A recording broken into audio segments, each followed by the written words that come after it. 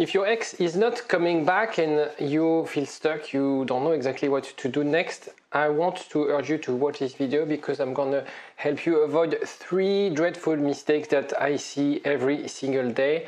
Avoid these mistakes and you will increase your chance of getting back with your ex. I'll explain everything after the jingle. IGetMyExBack.com.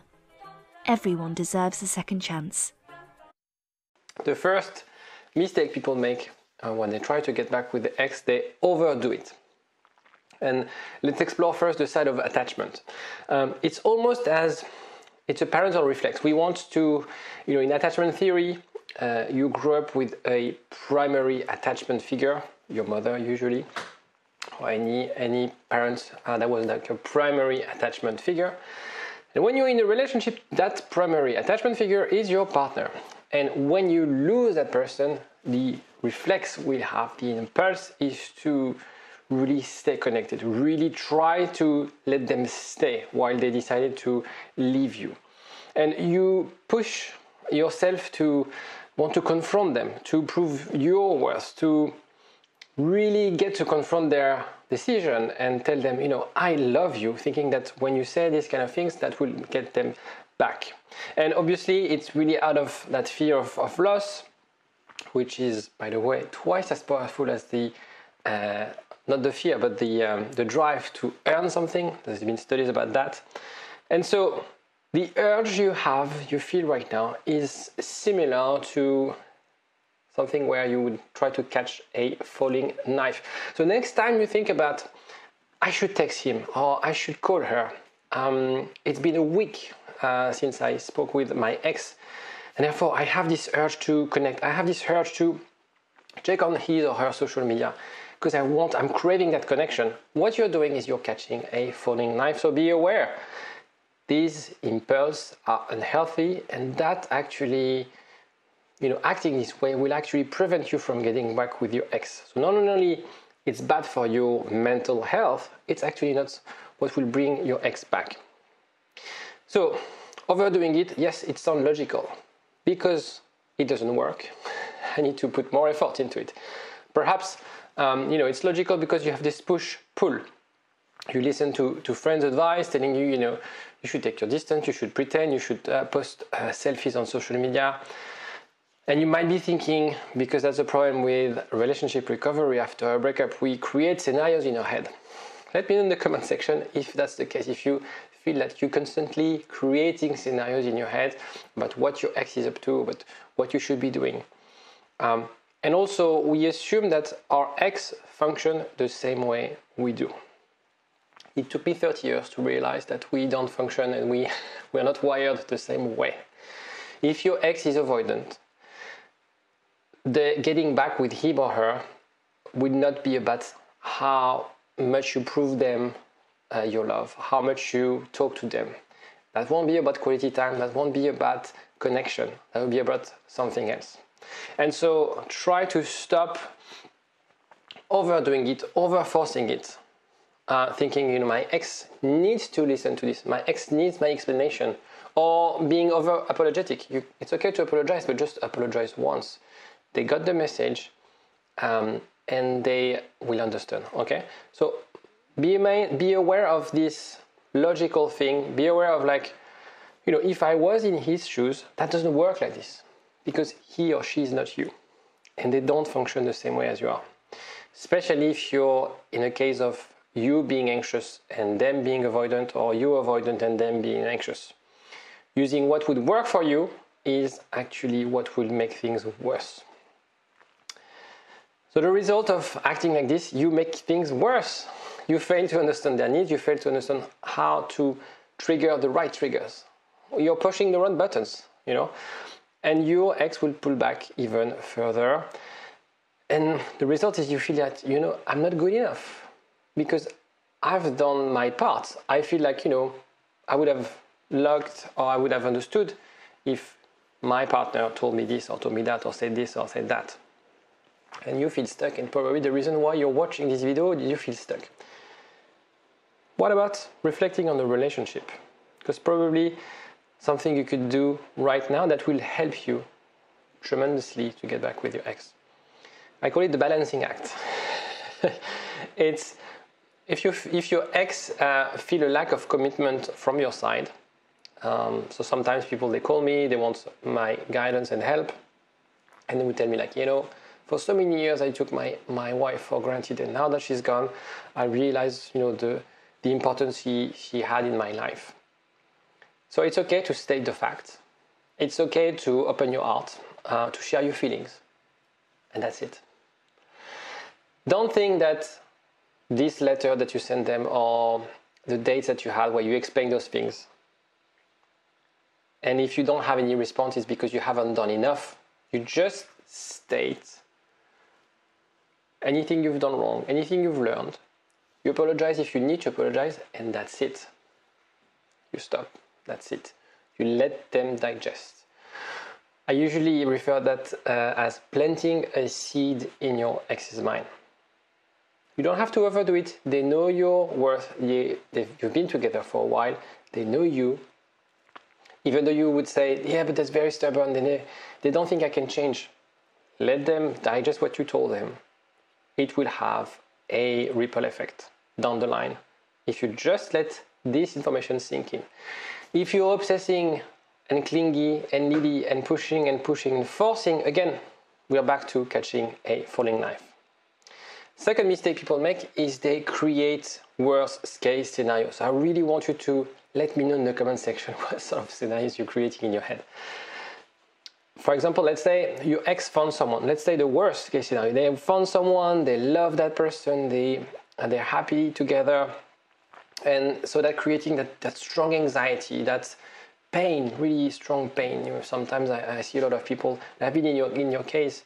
If that happened to you, like you don't feel like eating, you don't feel like sleeping, you have this sort of obsessive behavior of stalking WhatsApp, social media, checking their status, checking if they're online, checking if you're blocked, and really using your mental bandwidth to do that. And you project your story in this new relationship. You're thinking, I was so happy, we had something special. If they ended up the relationship, and if they are seeing someone, he or she must be living the same thing. That's not true. That's not true, because what you had was special. What you had was special, and what your relationship was unique. So when we associate, and I think we are wired this way, our brains are wired to fill the gaps in the story when we don't have enough information. And what you're doing right now, if your ex is dating someone, if your ex is in a rebound relationship, we tend to feel that they're going to have the same quality, the same interaction, the same intensity. Your relationship was unique. That's a fact, okay? And that new relationship can't compete with yours. It will be different. Your ex will live different things, but that will be different, okay?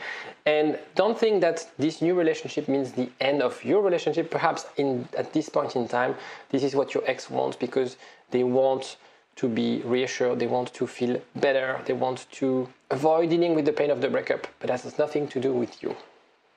Because you might be thinking, I've ruined everything, it's all my fault, I've been complacent, I haven't listened, I pushed too hard.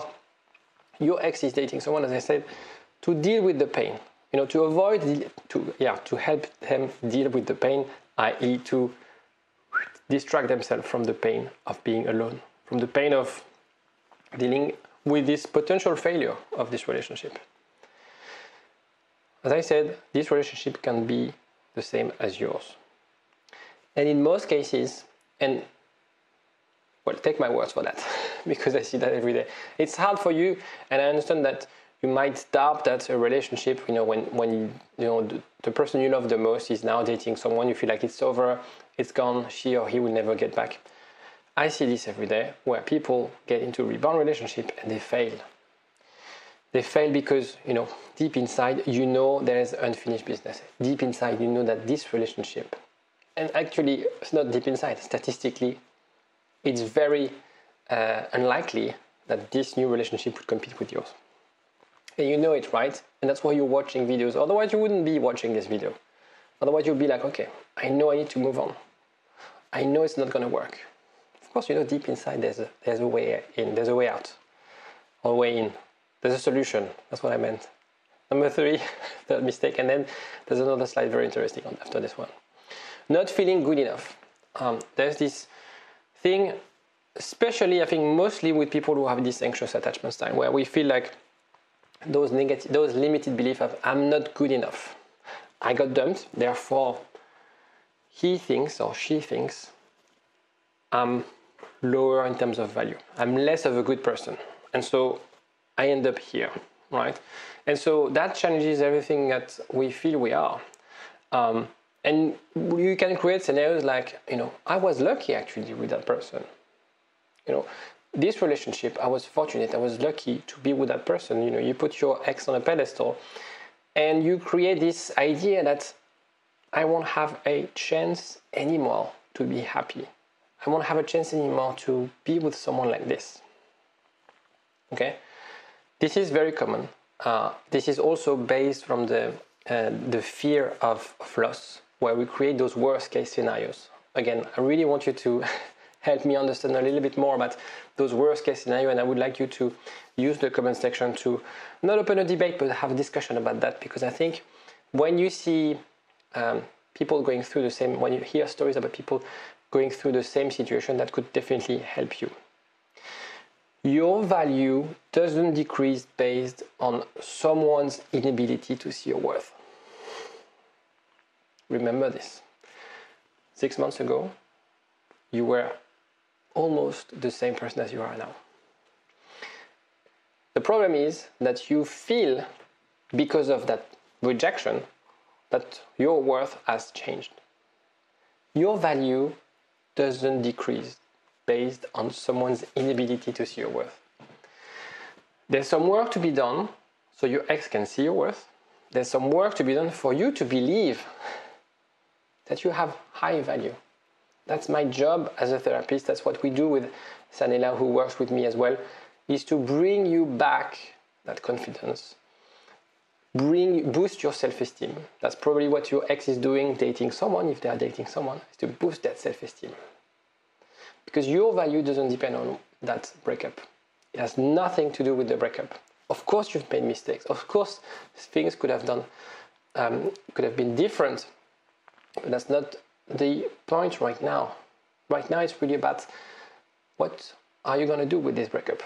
Are you going to say, I give up? Or are you going to really put the work? Are you going to really challenge yourself to become a better version of yourself? So don't assume that getting him or her back will make things better. Because I think the pain, I was very happy, I got dumped. If I get back with him or her, I'll be happy. I think generally breakups are beneficial.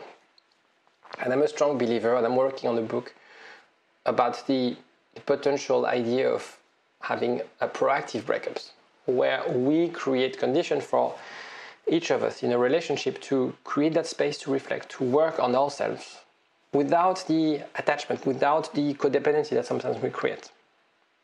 And I do believe that this breakup could be beneficial. There's the work on yourself things that you will find, or the become a better version of yourself, and I actually said it. The problem is, we all want to be better, right? But we fail to see the importance. We fail to, we don't have this urgency to take action. Now this breakup is forcing you to face your insecurity. This breakup is forcing you to really head down and get work done. And so be it. If this breakup is the driver for you to change, fair enough. Embrace this. Really appreciate the fact that this breakup can be a new page for you in your life, where things could be different, when things could be better in a way. Because if you think about it, and if you reflect, if you're honest with yourself, there's probably few things that you needed to work on. About being more secure, about your communication, about your lifestyle. And yes, being in a relationship is hard. Sustaining a relationship is very difficult. And now that this happened, you're faced with this challenge of, okay, what do I want for me in my life? And I only depend on myself, right? Which is very powerful in a way. You don't depend on your ex to do this work. That depends on you. if you want to get some help, because I know it's confusing and I know it's hard, and if you are looking to find a therapist to help you in that journey, now I work with a psychologist called Sanela. She's amazing, and you can book a call with her just to discuss your problem.